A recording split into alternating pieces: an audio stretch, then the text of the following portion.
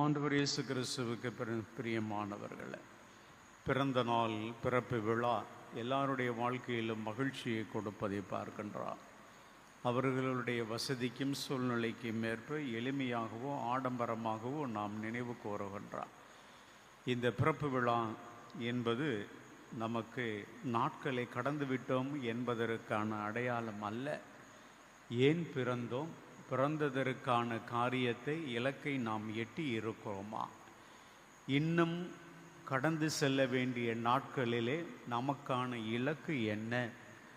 என்னுடைய வார்த்தைகளின் வழியாக, என்னுடைய செயல்களின் வழியாக, என்னுடைய உறவு முறைகளின் வழியாக, அதற்காக நான் மேற்கொள்ளுகிற வழிமுறைகளின் வழியாக நான் இன்னும் எதை செய்ய வேண்டும், என்னை எப்படி மெருகேற்றி கொள்ள வேண்டும், இன்னும் எவ்வளவு ஆழமாக யோசித்து நிதானத்தோடும் பொறுப்போடும் என்னுடைய காரியங்களை நான் செய்வதற்கு இன்னும் பிறர் பார்வையில் ஆடம்பரத்திற்கு உரியவன், அதிகாரத்திற்கு உரியவன் என்ற பெயரை எடுக்காமல் பொறுப்புக்குரியவன், உறவுக்கானவன், என்னுடைய ஆத்மாந்தமான நட்புக்குரியவன் என்ற உறவின் மகிழ்ச்சியிலே நாம் நிலைத்திருப்பதற்கும், எல்லாவற்றிற்கு மேலாக ஆண்டவரால் நாம் ஆசீர்வதிக்கப்பட்டவர்களாக இருப்பதற்குமே இந்த பிறந்த நாள் ஒவ்வொரு வருடமும் நமக்கு நினைவூட்டலை கொடுத்து கொண்டிருக்கின்றது.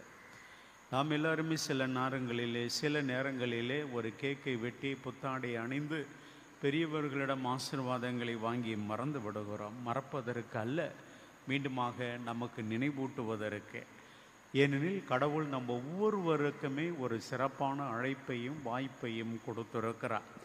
இதை இன்றைக்கு முதல் வாசகத்தில் நாம் வாசிக்க கேட்டோம். உன் தாயிற்றில் வயிற்றில் உருவாகும் முன்பே நான் உன்னை அழைத்திருக்கிறேன். ஏதோ இந்த எசையா இறைவாக்கினருக்கு, இந்த திருமுழுக்கு யோவானுக்கு, நம் ஆண்டவர் இயேசுவுக்கு, அன்னை மரியாவுக்கு, சூசியப்பருக்கு, இல்லை நமக்கு தெரிந்த புனிதர்களை மாத்திரமல்ல, ஏதோ நமக்கு தெரிந்த தலைவர்களை மாத்திரமல்ல, உங்களையும் என்னையும் கடவுள் பெயர் சொல்லி முன்பாகவே அழைத்திருக்கிறார்.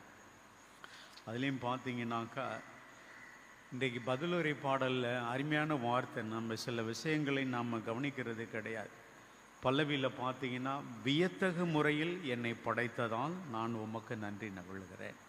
அப்போது நம்ம ஒவ்வொருவரையும் வித்தியாசமாக பல பணிகளை செய்வதற்காக அழகாக அற்புதமாக கடவுள் நம்மை உருவாக்கி இருக்கிறார். அதான் அந்த வார்த்தை நமக்கு சொல்லுகிறது.